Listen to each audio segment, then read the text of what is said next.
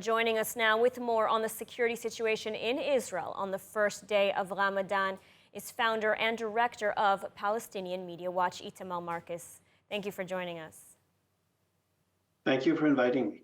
So we are officially now in the month of Ramadan. Israel was hoping to have a hostage deal and temporary ceasefire secured during this month, but Hamas has refused, hoping instead to sort of ignite the region over this holiday. So I want to ask you, what the word is on the Arab street. How are they viewing these developments?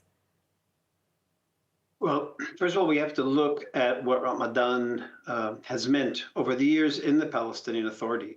And the best example of what this is in terms of terror is a sermon that was given 2 years ago during Ramadan by the most important religious figure in the Palestinian Authority. He's Mahmoud al-Habash. He's Abbas's advisor on Islam. And in his sermon, he comes to the people and the Palestinian people, and he says, what did the Prophet do in Ramadan? He says, did he spend it in serenity, laziness, and sleepiness? And he says, no, all the great battles he fought during Ramadan. Then he talks about the Battle of Badr, which he fought in the Ramadan.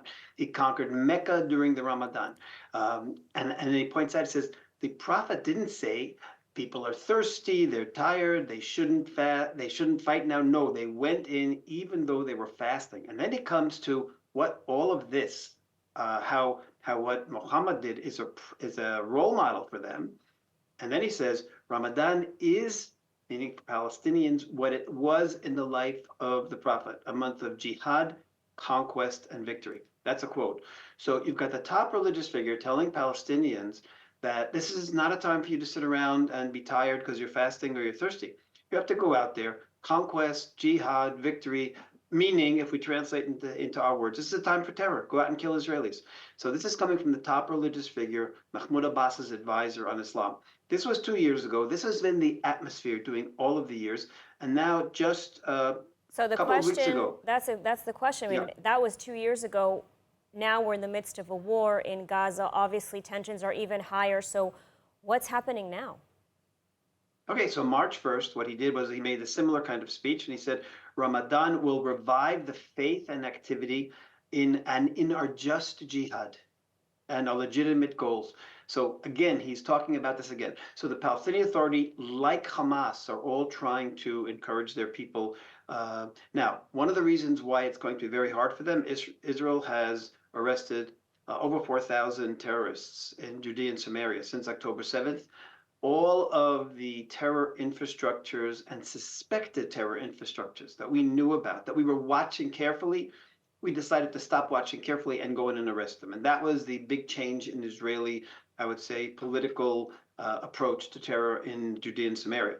The approach now is any kind of a question of an organization, go out and get the people. And that's why we have, like I say, 4,000 people who we knew about primarily beforehand, and yet we were waiting, and now we stopped waiting, and we've arrested 4,000 people.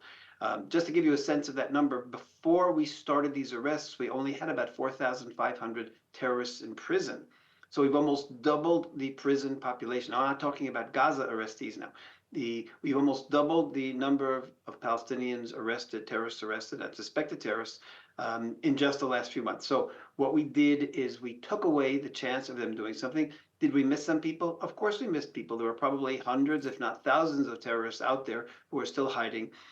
So I don't think there's going to be a systematic organized terror, but I fear we will definitely have attempts at terror. And the police are, of course, on high alert for terror attacks. Thousands of police spread out across Israel and in Jerusalem. And of course, we have to talk also about the war in Gaza this year. The IDF ready to go into Rafah. The question is, will it be able to do so during Ramadan?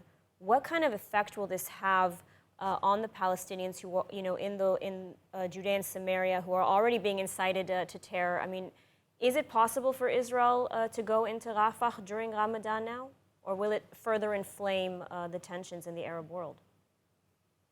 I think that the greatest deterrent against Palestinian terror is for them to see that we are strong and we are confident and we are fighting and we are defeating them.